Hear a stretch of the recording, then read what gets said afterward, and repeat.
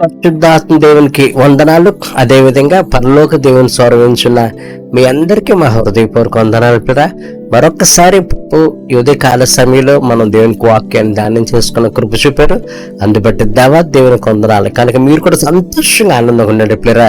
ఎందుకంటే ప్రియ పరిశుద్ధాత్మ దేవుడు మన జీవితంలో అద్భుతమైన కార్యాలు చేసే దేవుడే ఉన్నాడు. ఓకే, ప్రార్థన చేసి వాక్యాన్ని ధ్యానం చేసుకుందాం. ఉదయ కాల సమయంలో తండ్రి అద్భుతంగా ఈ పరలోక దేవుని స్వరం ద్వారా మీరు మాతో మాట్లాడుతున్నారు. అందుబట్టి నేను కొందనాలు చెల్లించుకుంటున్నాను దేవా. సహాయం ఈ దినం కూడా మా బ్రతుకులు కావస్తున్న ఆత్మీయ ఆహారం దయచేసి ఈ పరలోక దేవుని స్వరాన్ని బిడ్డలందరూ కూడా దీవించి ఆశ్రయించమని యేసునామమున వేడుకొంచున్నాను తండ్రి, ఆమేన్. ఓకే పిల్లలే, కీర్తన గ్రంథం 21 కీర్తన 11వ వచనం చూసినట్టయితే, కీర్తన గ్రంథం 21 కీర్తన 11వ వచనం, వారు మీకు కీడు చేయవాలని ఉద్దేశించిదరి, దురాపాయం పన్నరి, కానీ దాన్ని కొనసాగింపలేకపోయారు. నీవు వెనుకకు తప్పింప చేసేదవు, నీవింటి నారులను బిగించి వారిని ముఖం మీద కొట్టదు. గట్టిగా చెప్తారా. కానీ వాళ్ళు ఏం చేస్తారంటే, వారు నీకు కీడు చేయవాలని ఉద్దేశించిన దురాపాయం పన్నరి, కానీ దాన్ని వారు కనుగొనలేకపోయారు, దాన్ని కొనసాగింపలేకపోయారు. చూసారా పిల్లరా, కీడు చేయాలని అనేక మంది మన మీద దురాలోచన చేస్తారు పిల్లరా. నువ్వు సంతోషంగా ఆనందంగా ఇష్టం లేక, నువ్వు బాగుపడుతుంటే చూడలేక, నీకు వచ్చే దేవుడు చేసే మేలు ఉపకారాలను బట్టి అసూయపడి నీ బ్రతుకులను జీవితంలో ముందుకెళ్తుంటే, నా ప్రియ సహోదరి సహోదరుడా, చాలా మంది అవి చూడలేక ఏదో రకంగా నీకు కీడు చేయాలి, ఏదో రకంగా నీకు హాని చేయాలి, ఏదో రకంగా నేను బాధ పెట్టాలి, లేదా పైకి వెళ్ళిపోతే నేను ఏదో రకంగా కింద దింపాలి అనే దురాలోచనలు చేస్తారు పిల్లరా. ఈ ప్రజలు చదువుకునే పిల్లల దగ్గర నుంచి, ఉద్యోగాలు చేసే దగ్గర నుంచి, వ్యాపారాలు చేసే దగ్గర నుంచి, లేదా సేవ చేసే దగ్గర నుంచి ప్రతి చోట ఇట్లాంటి మనుషులు ఉంటారు. సాతాను ఎవరినొకరిని రేపుతుంది, ఏదో రకంగా రేపి నీకు ఆటం కలిగించాలి, నేను బాధ పెట్టాలి, నేను ఇబ్బంది పెట్టాలి, నేను నష్టపరచాలని సాతాను ఏదో రకంగా నీ మీద కుట్రలు కుతంత్రాలు చేసి ఎవరినో ఒకరిని రేపుతుంది పిల్లరా.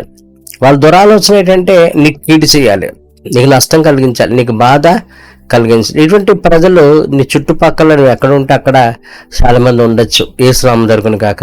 అయితే నా ప్రియ సహోదరి సహోదరుడా, దేవుని పట్ల విశ్వాసం కలిగి నమ్మకం కలిగి జీవించినప్పుడు ఎంతమంది ఎన్ని విధాలాన్ని కీడు చేయాలన్నా అవన్నీ వృధా ప్రవేశాలు అయిపోతాయి పిల్లరా. ఎందుకంటే ప్రభు అంటాడు, నా తండ్రి చిత్తం లేకుండా ఒక తల వెంట్రుక కూడా ఊడిపడదు అంటాడు. ఒక తల వెంట్రుక కూడా నలుపు కానీ తెలుపు కానీ చేయలేని ఈ ప్రజలు నీకు ఎంత కీడు చేయాలన్నా సరే వారి వల్ల కాదు పిల్లరా. ఎస్తేరు గ్రంథంలో మొర్దెకై తన ధర్మాన్ని బట్టి హామానికి వంగక నమస్కరింపకుంటే, ఈ మొర్దెకై గేటు దగ్గర వాచ్మ్యాన్ నాకు నమస్కరించట్లేదు కదా అని ప్రధానమంత్రి హామాను అనుకుంటాడు, ఈ మొర్దెకై నా దగ్గర వంగట్లేదు కదా అనుకొని మొర్దెకైని చంపాలని ఉరుకొమ్మాన్ని సిద్ధపరుస్తాడు. మొర్దెకై యూదుడు కనుక హామాను ప్రధానమంత్రి అయినా సరే వంగక మామూలుగా వంగడు. అలా వంగి నమస్కారం చేయట్లేదని మొర్దెకై మీద కుట్ర చేసి ఉరుకొయ్యని సిద్ధపరుస్తాడు. కానీ మొర్దెకై ప్రార్థన భక్తిని బట్టి పరిస్థితులు దేవుడు రాత్రి తారుమారు చేసి ఏ మొర్దెకైకైతే ఉరికమ్మాన్ని సిద్ధపరిచాడో అదే ఉరికమ్మ మీద సిద్ధపరిచిన హామానే ఉరి తీయబడతాడు. యేసునామం దొరుకును గాక. గట్టిగా చెప్దాం పిల్లారా, ఎంత అద్భుతం పిల్లారా. ఈ యొక్క మొర్దెకై లేకుండా చేయాలని చూశాడు, కానీ హామానే లేకుండా అయిపోయాడు పిల్లారా. చూసారా దేవుని కార్యాలు ఎంత అద్భుతంగా ఉంటాయో. అదేవిధంగా అదే ఎస్తేరు గ్రంథంలో యూదులను పలానా నెల పలానా రోజుని మొత్తం యూదా జాతినే నశింప చేయాలని ఆ 120 సంవత్సరాల్లో ఉన్న యూదులు శత్రువులు కుట్ర పన్నుతారు.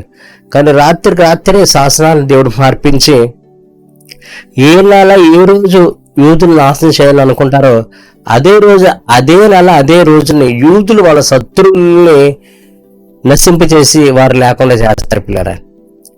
మొట్టమొదటి శాసనం ప్రకారం యూదులు నశింపాలి ఆధార్ నెల 12వ తేదీని. కానీ అదే నెల అదే రోజుని దేవుడు అద్భుతం పెట్టి యూదులే వాళ్ళ శత్రువుల్ని మీద పగ తీర్చుకుంటారు పిల్లరా. చూసారా, మనిషి ఎన్ని తలసలు ఏది జరిగే దేవుని చిత్తమైన పిల్లరా. ఎంతమంది దురాలోచనలు నీ మీద పనినా ఆ దురాలోచనలు జరగకుండా ఎవరు చేస్తారంటే దేవుడు చేస్తాడు. కీర్తన గ్రంథంలో దేవుడు వాక్యం చూసినట్టయితే 2వ కీర్తనలు అంటారు, వారు చూడండి, భూరాజులు యెహోవాకును ఆయన 2వ కీర్తనము 3వ వచనంలో, భూరాజులు యెహోవాకును ఆయన అభిషేక్తులకి విరోధం నిలబడుచున్నారు, ఏలికలు ఏకీభవించి ఆలోచన చేస్తున్నారు, ఆకాశం ఆశ్చర్యంగా నవ్వుచున్నాడు, ప్రభు వారిని చూసి అపహసించున్నాడు, ఆయన ఉగ్రుడై పలుకును, ప్రచండ కోపం చేత తల్లడిల్లు చేయను. చూసారా, ఏలికలు అంటే పనికిరాని వారు కొంతమంది ఏకీభవించి దేవుడు నమ్ముకున్న బిడ్డల మీద, దేవుడు అభిషేకం ఉన్న సేవకుల మీద ఏం చేస్తారు, అనేక కుట్రలు కుతంత్రాలు చేస్తున్నారంటే పిల్లరా.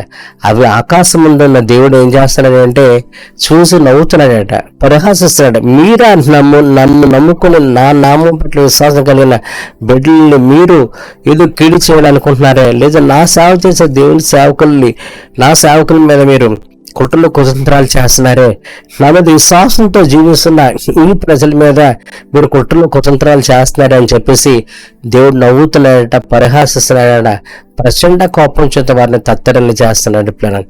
కనుక నా ప్రియ సహోదరి సహోదరుడా, నీ మీద ఎవరు కుతంత్రాలు ఎవరు కీడు చేస్తారని నువ్వు భయపడకు, బాధపడకు. ఎందుకంటే దేవుడు చెప్తున్నాడు, వారు దాన్ని కొనసాగింపలేకపోయారు. నీ మీద ఎన్ని కుట్రలు కుతంత్రాలు చేసినా ఆ కుట్రలు కుతంత్రాలని పని చేయకుండా ఆ సృష్టికర్త దేవుడు నీ జీవితానికి, నీ కుటుంబానికి, నీ వ్యక్తిగత జీవితం కావచ్చు, కుటుంబ జీవితంలో కదా, ఒక సేవ కావచ్చు, ఉద్యోగం కావచ్చు, వ్యాపారం కావచ్చు, ప్రతి చోట గొప్ప కాపుదల ఉంటుంది. వారి ఆలోచనలు ఎన్ని కీడు ఆలోచనలు దురాశలు చేసినా అవి జరగకుండా, అవి ఫలభరితం కాకుండా దేవుడు వాటన్నిటిని కూల్చేస్తాడు పిల్లరా. ఎన్నో కుట్రలు కుతంత్రాలు పన్నా అవి ఫలించకుండా దేవుడే వాటిని నిష్ప్రయోజనంగా చేస్తాడు పిల్లరా. అంతేకాదు కీర్తన 21 అంటాడు, నువ్వు వారిని 21 కింద పొందవచ్చున్నాం, నువ్వు వారిని వెనుకకు త్రిప్పివేసదు, నువ్వు ఇంపులారులు బిగించి వారిని ముఖం మీద కొట్టదు. చూస్తారా పిల్లరా, నీ మీద దురాలోచన చేసేవాళ్ళు ఆలోచనలు ఫలభరితం కాకుండా చేస్తాడట, వారిని వెనుకకు తిప్పేస్తాడట, నోరు మూసుకొని వెనక్కి వెళ్ళేలాగా దేవుడు చేస్తున్నాడట. అంతేకాదు దేవుడు తన చేతితో వారి ముఖం మీద కొడతాడట. ఏ శ్రమ జరుగును గాక. కనుక నా ప్రియ సహోదరి సహోదరుడా, ఎవరు ఏదో నీకు కీడు చేస్తారు, ఎవరు ఏదో నీ మీద కుతంత్రాలు పొందుతారని మేము బాధపడకు. నీ పక్షంగా ఆయన ఉన్నాడు. ఆ కుట్రతో నవ్వుతున్నాడు, పరిహాసం అపహసిస్తున్నాడు, వచ్చిన దారిని వెనక్కి వెళ్ళేలాగా చేస్తున్నాడు, వారి ముఖం మీద కొడుతున్నాడు, వారి దురాలోచన ఫలభరితం కాకుండా దేవుడు చేస్తున్నాడు. కనుక ఎవరు ఏదో చేస్తారని భయపడకు. దేవుడు నీ పుట్టు దేవుడి చిత్తం ఏముందో అది చదువు, ఉద్యోగం, వ్యాపారం, సేవ ఏదైతే దేవునికి అప్పగించాడో ఆ పనిలో ముందుకెళ్ళిపో. దేవునికి అప్పగించిన పనిలో నమ్మకం ముందుకెళ్ళు. వాళ్ళ మీద వీళ్ళ మీద దృష్టి పెట్టకు. వాళ్ళు వీళ్ళు చేస్తారని నువ్వు ఆగిపోకు. అసలు వాళ్ళ గురించి ఆలోచన చేయక నీకు అప్పగించిన పనులు నమ్మకం ముందెళ్ళు.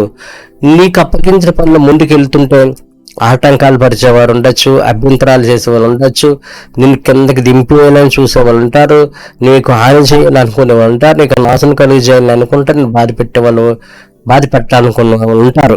కానీ వాటి అందరినీ కూడా వారందరికీ దేవుడు బుద్ధి చెప్తాడు. వారి పనిన దురాపాయాలలో, వారి పనిన దురాలోచనలో వారు పడి చిక్కుకునేలాగా దేవుడు చేస్తాడు. వాళ్ళు కాళ్ళు చేతులు నోరు మూసుకొని ఉండేలాగా దేవుడు చేస్తాడు. నీ జోలికి రాకుండా దేవుడే వారి నోటికి, వాళ్ళ కాళ్ళు చేతులకి బుద్ధి చెప్తాడు. ఎందుకంటే నీ పక్షం ఉన్నావు, ఆయన సృష్టికర్తేరా దేవుడు.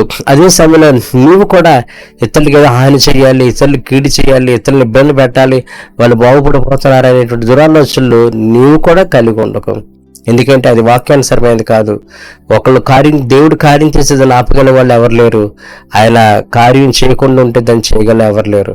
ఒకళ్ళు హెచ్చించడం ఆయన అంతే, ఒకళ్ళు తగ్గించడం ఆయన అంతే. ఒకళ్ళు హెచ్చించబడుతున్నారేమో, దేవుని చిత్వాన్ని గ్రహించు, వాళ్ళు ఇంకే హెచ్చించబడాలని ప్రార్థించాయి. అంతేగాని వాళ్ళు హెచ్చించబడుతున్నారు కదా, వాళ్ళ మీద అసూయతో అలాగే ఇలాగా వాళ్ళు హెచ్చింపబడిపోతున్నారు, దీవించబడుతున్నారని కుట్రలు కుతంత్రాలు చేసి వాళ్ళని కిందకి దించేయాలని, వాళ్ళని బాధ పెట్టాలని ఎటువంటి ప్రయత్నాలు చేయకు. అటువంటి చేస్తే ఒకవేళ దేవుని కోపం నీ మీదకి వచ్చేస్తుంది. కనుక దేవుడు హెచ్చించాలనుకుంటే మనం ఆపలేము, దేవుడు తగ్గించాలనుకుంటే మనం హెచ్చించలేము. ఎందుకంటే 75 కీర్తన ఉంటుంది, తూర్పు నుంచైనా పడమలు హెచ్చు కలగదు, ఒకళ్ళు హెచ్చించువాడు ఆయనే, ఒకళ్ళు తగ్గించువాడు ఆయన. కనుక హెచ్చింపైన తగ్గింపు దేవుని చేతిలో ఉంది, మన చేతుల్లో ఏమీ లేదు. కనుక నీ మీద కుట్రలు కుతంత్రాలు నీకేదో హాని చేస్తారని నువ్వు భయపడకో. వాళ్ళకి బుద్ధి చెప్పేది దేవుడే, వాళ్ళ వెనక్కి వెళ్ళిపోయేది దేవుడే, పంపిది దేవుడే, నీ జోలికి రాకుండా చేసేది దేవుడే. అదే సమయంలో నీవు ఎవరి జోలికి వెళ్ళకు. ఎవరైనా బాగుపడుతుంటే చూడలేని అసూయ అనేది నీలో లేకుండా చూసుకో. వారు బాగుపడితే వారిని బట్టి సంతోషించు. ఆ బాగు దేవుడు నీకు అనుగ్రహించే దేవుడై ఉన్నాడు. కనుక నువ్వు ఎవరి మీద కుట్రలు కుతంత్రాలు చేయకు. ఎవరైనా నీ మీద చేసి నువ్వు భయపడకు. ఎందుకంటే ప్రభు నీకు కాపుదలుగా ఉండి నేను ఆశ్రయించే దేవుడై ఉన్నాడు. దేవుడు నీకు అప్పగించిన పనులు నువ్వు నమ్మకంగా ముందుకెళ్ళిపోయి ఆయన ఇచ్చే గొప్ప ఆశ్చర్యకర జీవితం నువ్వు పొందుకోవాలని ప్రభు కోరుకుంటున్నాడు. దేవ ఉదయకాల సమయంలో అద్భుతంగా మీరు మాట్లాడుతున్న మాటలు బట్టి నీకు వందనాలు తండ్రి. నిజమే, నీ చిత్తం లేకుండా ఎవరు హెచ్చించబడలేరు, నీ చిత్తం లేకుండా తగ్గించబడలేరు. హెచ్చింపాను తగ్గింపాను నీ చిత్త ప్రకారంగానే జరుగుతుంది. కనుక దేవా, మేము హెచ్చింపబడినప్పుడు ఎవరు మా మీద కుట్రలు కుతంత్రాలు పడిన వాటికి భయపడకుండా నువ్వు అప్పగించిన పనుల్లో మేము నమ్మకం ముందుకెళ్ళడానికి సహాయం చేయి. అదే ఎవరైనా హెచ్చింపబడితే వారిని చూసి ఐసూపడే గుణం మాలో లేకుండా చేయమని ప్రార్థన చేస్తున్నాయి. కృప చూపండి. ఈ వాక్యం అందరి జీవితాల్లో నీ అద్భుతమైన ఆశ్చర్యకార్యాలు జరిగించండి. ప్రతి క్షణం వారిని చేపట్టుకుని నడిచే కృపను అనుగ్రహించండి. మీకు ఆయాసకరమైన పని జీవితం ఏది లేకుండా వారిని పరిశుద్ధపరచండి. సమస్త మహిమా ప్రభావాలు మీరే పొందమని ఏస్తున్నామని వేడుకొంచున్నాం తండ్రి, ఆమేన్. ఓకే పిల్లరా, పరలోక దేవుని స్వరం ఉంటున్న మీ అందరి పక్షంగా మేము ప్రార్థన చేస్తున్నాం. కనుక సంతోషంగా, ఆనందంగా, ఉల్లాసంగా, ఉత్సాహంగా ఉండండి పిల్లరా. ఆ పరిశుద్ధాత్మ దేవుడు ఆయన ఆశీర్వాదాలతో వాళ్ళందరినీ నింపును గాక. రేపు ఉదయకాల సమయంలో ఇదే సమయంలో మరొకసారి పరలోక దేవుని స్వరం ద్వారా ఆయన మాటలు విందాం. ఓకే, మీ అందరికీ నా హృదయపూర్వక వందనాలు.